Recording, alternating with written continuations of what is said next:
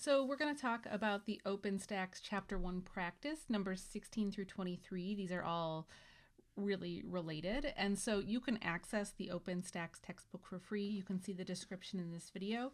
And then I do have lots of free Excel resources at divideandconquermath.com. Just go to the OpenStax Statistics area and you will find them all there. But let's talk about what this question's actually about. So I copied this straight from the textbook. So we're going to use this information for this set of exercises. So we have that studies are often done by pharmaceutical companies to determine the effectiveness of a treatment program. Suppose that a new drug is currently under study to address a respiratory virus. It is given to patients once the patients exhibit symptoms of the virus. Of interest is the average or mean length of time in days from the time the patient starts the treatment until the symptoms are alleviated. And two researchers each follow a different set of 40 patients with the respiratory virus from the start of the treatment until the symptoms are alleviated. And so the following data is collected, and this is in days. Okay, so we have researcher A and researcher B, and then you have like this whole set of data here. And from here, we have a bunch of different questions that we need to answer, with the first question being complete the tables using the data provided. So I'm just showing you one of the tables, and then I'll bring up the OpenStax textbook in a moment. But really what this question is trying to get you to do is it wants you to create a specific frequency table. And I am going to walk you through like how do you do this in Excel from start to finish. So let's go to the actual book now. So here I am in the practice section now in the actual online textbook. So we have a few things that we need to do here. So first of all, I have this data from researcher A and researcher B. And you'll notice if you look through it, so it goes 3, 4, 11, and then it goes 16, 14, and then 13. Like it's kind of bouncing all over. So this is a little bit inconvenient. So we need to figure out what do we do with this. So there are a few ways on how you can handle this. So I am going to show you a trick here. So what I'm going to do is I'm going to take all of this researcher A data just to start. And then so I just hit Control C on my keyboard and I go into Excel, hit Control V. So you can see now Excel has just gone through and pasted that data raw. Well, you have some options now on how to handle this. One way you can get this data into Excel is you could just go through and type it. So 3, 4, 11, 15, like you've got the list now in front of you. So then you could just type it into columns. And you'll see why we want to have this data in individual cells in a second. It's going to make it easier to organize so that we can actually do something with it. So one way you can handle this is you can just hand type everything. That would be fine. But I do want to show you another little trick that I played around with. So the other thing that I tried actually, so notice what I'm highlighting here. I am highlighting, let's see, actually I need you to see my whole screen. So let me blow up the view here. Okay, so now you can see my screen a little bit better. Okay, so another kind of slick way to deal with this is, so notice how I'm here in the formula bar. So notice what I highlight. I'm just gonna highlight in this list here, I'm just gonna highlight the numbers. And so I'm going to copy them and then I'm going to paste them, but I want to paste them in a special way. So anytime you want to paste something in a special way on Excel, you can play around with this and kind of figure out what your options are. So you can see here that I can just paste as values. And if I just hover over this, I can see what it's going to do. So I really want to see if there's some way I can make Excel paste in individual cells. So what I'm going to do is I'm going to go into this paste special. You can play around with these. I'm just showing you different ways that you can kind of deal with this. As you can see, this still didn't do anything. The other thing is you could try this use text import wizard. And so in this case, let's just, if you just go through, so I've got a delimiter of a semicolon. So like you can literally, you can't break Excel. So part of what I'm trying to instill in you is how to make good guesses, which is honestly how a lot of people deal with Excel. So I'm in this text import wizard. What I'm hoping it will do is paste everything as individual values. So I'm just going to go with this delimited, which says characters such as commas or tabs separate each field. So I have semicolons that are breaking up each entry, right? So I'm going to go with delimited. And then if I come here, so it's asking what is your delimiter. So I have a space between each number, but I also have a semicolon. So now it's showing me a preview of how it's going to paste all my data. So let's see if this works. So let's see, let's hit finish. And look at this. So this is pretty cool, right? So now it has taken all of that data in that list and it pasted it all as you see here. So all in this row. And now you might be saying, okay, but I didn't want my data to look like that. I wanted to have it in a column. So again, playing around with Excel, like cute little things you can do. I'm going to copy all of this data and I'm going to go back to paste. This is where it gets kind of fun. So it says paste special. So if you want to have something paste down a column when it was originally a row, that's called transposing. So I'm going to go into this paste special. I'm going to hit this transpose. Boom. Didn't have to type all that stuff out. Now, at first you might be saying to yourself, okay, but that took forever to figure that out. But once you know that once, then you can use that trick for forever. So that's kind of the benefit of playing around with Excel. Okay, so I am going to delete out the rest of this data. So I'm just going to delete all of this out. And we're going to do it again now for researcher B. So going back to the book. So again, you can decide to hand type this all, or you can do something kind of slick. So I'm going to do something kind of slick again. I'm going to take all of this data and I'm going to just paste it someplace to get it started. So I'm going to use this import wizard.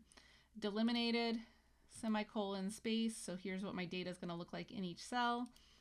Next, let's just finish. So there's my data, but now I want it to go down in a column. So now I can go to paste special, transpose. There's all my data. And so I'm going to delete all that out. So now I have researcher A versus researcher B data, and I can delete these two lists that I had from before. Okay, cool. So there is our data. So what do I do with this now? Well, so there's a lot of different ways that you can make frequency tables, and one of the things that's going to make it easier to figure out what you want to do with your frequency table is to minimally have this data ordered from smallest to lowest. So what I'm going to do is I'm going to just go into this column and now I'm going to sort. So if I click on my column that I want to work on, so go up here into editing and you can see this like filter button. So this is sort and filter. And you can see here now it says sort from smallest to largest. That's what I want to do. It's mad because I selected that researcher A, so I don't want to have the researcher A in there. So I'm just going to go from smallest to largest. And okay, there we go. So it was mad because I have data in the column next to it. So I just had to tell it to go ahead and paste what I have. So I'm going to sort this also from smallest to largest. Okay, and so there we go. So now what I've done here is I have made this data a lot more practical for me to actually use and look at so that I can now work with the rest of the question. So sometimes when you're working in OpenStax, you have to kind of finesse some of the data and you have to reorganize it, especially in these beginning chapters. So that was kind of our first hurdle. So now let's keep. All right, so all we've done so far is organize the data. So now we can actually start working on answering these questions. So I need to complete these two data tables. So what I'm going to do is I'm going to copy them. So notice how I'm going through and I'm selecting the entirety of these tables.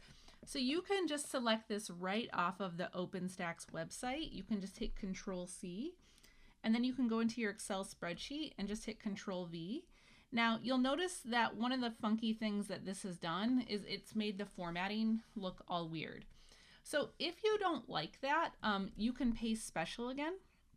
So if I go into my special options, I can either go with keep the source formatting, or you'll notice over here in my special options, match destination formatting. So I think that looks a little bit nicer. So I am going to go with that. And then just as a reminder, a little trick, if you want the columns to auto expand to the right width, you can double click where the column expansion is, and then it will do that. And so notice now I have two labeled tables with everything from the frequency. So everything now is all good to go. So we have now taken all the information from OpenStax and we've translated it to Excel so that we can actually work with it. Now, the easiest way of how to actually finish these problems is honestly, now that you've organized everything by hand, I think it's probably fastest just to fill in this chart by hand. But now everything's nice and organized and you can count really simply. So for instance, so this first table here is for researcher A. So I can go from 0.5 to 6.5. I have these two data points here. So that's 2. And then from 6.5 to 12.5. So I can just select all of that data. So from here to here, you don't even have to count the number of entries by hand. If you look down here, so see how in the bottom screen, so one thing Excel always does is in the bottom here, it always, when you make a selection like I have here, so this is everything from 6.5 to 12.5, Excel will always automatically take the average, tell you the count, and tell you the sum. And in this case, I want to know just how many numbers did I select, so that would be a count of 5. So that's like a little shortcut. So for this next one, now I need to find all the entries from 12.5 to 18.5. So that would be those. And so then I can just refer to this count of 9. And then from 18.5 to 24.5, so that would be those. So that would be 5. 24.5 to 30.5, so it looks like that'll be 7. 30.5 to 36.5. Let's see, that's going to be 7. 36.5 to 42.5. So 36 to 42, that's 2. And then 42.5 to 48.5. So I get that that is 3. Okay, so before I move on, so now I just want to double check that I have the right amount of numbers. So I have here a frequency chart that sums up to 40. So this sums up to 40. So if I look at how many data points I have, so if I just select all the data points, I can see that this is a count of 40 data points. So my frequency table sums up to 40, and I have in my count here, in my count, I can see from down here that I have 40. So I feel good about these numbers here. And then we can do the same thing with the other table, right? So let's see, this is going to be 3 for the first category. Let's see, 6.5 to 12.5, so that's going to be 2.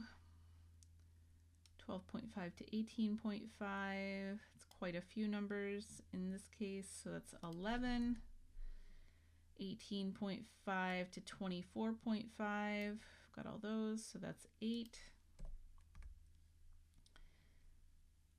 24.5 to 30.5, 6.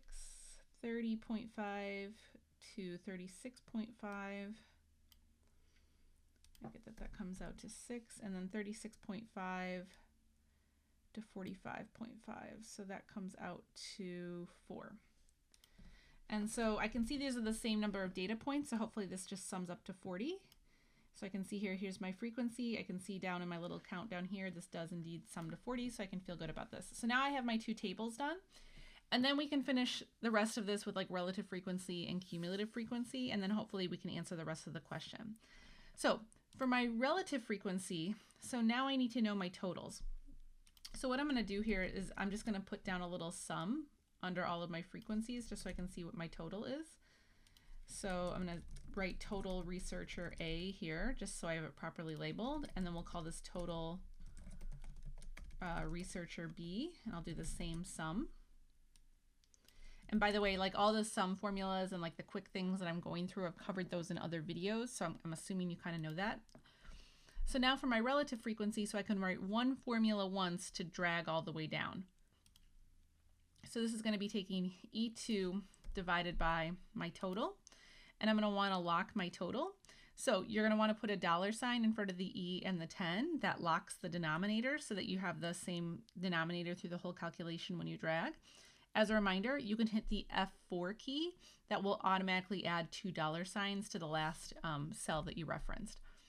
So here's my relative frequency. And let's see, I am just a little funny about formatting, so I want everything centered just to make it look nice. And then for my cumulative frequency, so my cumulative frequency, the first entry is always where it starts, and then you reference the previous entry plus the current entry. And so then you can just sum everything all the way down. So as you can see, so it's up to you whether you want to have this in decimal form or in percentage form. If you want this in percentage form, you can just select all the numbers and then hit % here, or you can leave it as decimals. It's up to you. And then we do the same thing for the researcher B table. So I'm going to take this 3 now divided by my total, and I'm going to do the same thing. So let's see, I'm going to make all of this centered. And then for my cumulative frequency, so it always starts with the same first entry, and then you always take the previous entry plus the current relative frequency entry, and you can just sum that all the way down. And so now I have filled in my 2 frequency tables. So cool.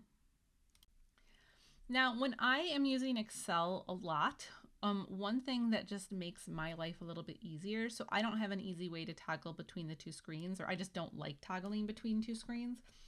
So after I have answered that question 16, what I'm going to do is I'm going to copy the remaining questions, and I might write answers down in like my notebook, but this is going to just make it so that I don't have to keep flipping back and forth. So what I'm going to do is I'm going to come back now to my spreadsheet, and let's see, it would be helpful if you could see my whole screen, so let me blow the screen up.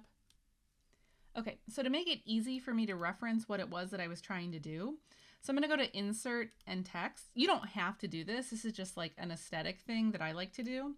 So I'm going to add in this text box, and then I'm going to paste in all those questions that we just had. So now I can like make my own notes, or I can reference kind of whatever it was that I wanted to do from here, because I just can never remember what were all those questions that I wanted to answer. Okay, so from here it says number 17. So determine what the key term data refers to in the above example for researcher A. So since we are in chapter 1, so there's going to be a lot of questions that are just kind of referring to, you know, vocabulary that you learn in chapter 1. So this question is really asking, what is this data? And so these are entries for our variable X. And so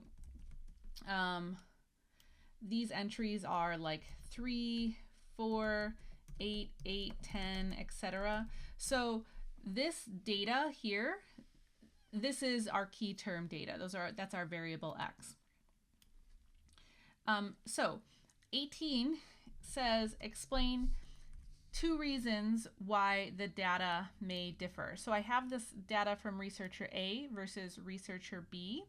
So this is a little bit now creative license as to why might the data differ, but you know, just in general. So if you collect data, or if you collect 2 different samples, they will just never be the same, right?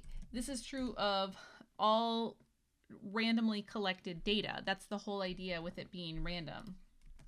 So maybe we could add, since we randomize it, right? So if you were to go out and collect, say, height data from 20 different people, you're not going to find that 20 different people all have the same height, right? Or weight, or, you know, even age, right? Like even in a classroom of 25 kids, they're not all going to be the same age. They're going to be within an age range, but they're not all going to be the same age. So the idea here is that this data was randomly collected. So, you know, that's one of the reasons why it's going to be different, is you've taken 2 different parts of the population. Okay, so number 19 says, can you tell if one researcher is correct and the other one is incorrect? So the idea behind this is, be careful about drawing crazy conclusions here. We don't really know anything about what we're doing with this experiment, right? Like we don't know enough about this data to say whether someone's correct or incorrect.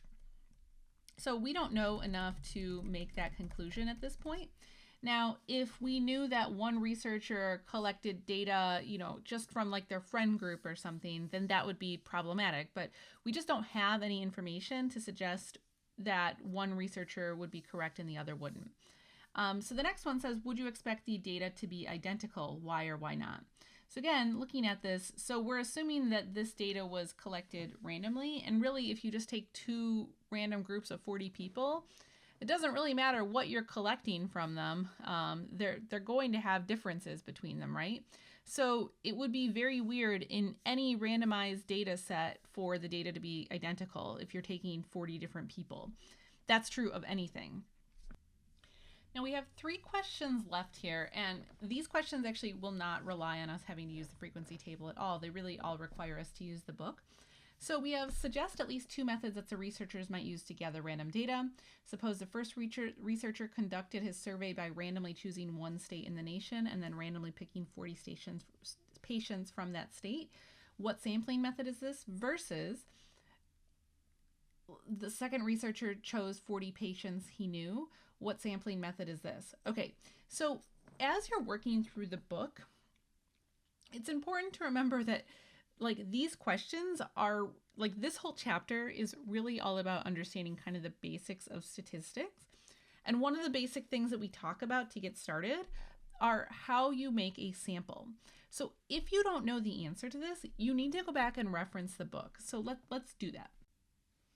So really everything you need to know then for the last part of these questions is in 1.2, and there was a lot of terminology that we talked about, and it can be kind of tricky sometimes to use that terminology. But one question was about this idea of what if we took patients randomly in one particular state? Well, if you come into 1.2 under sampling, we have all you need to know about how do you make an actually random sample.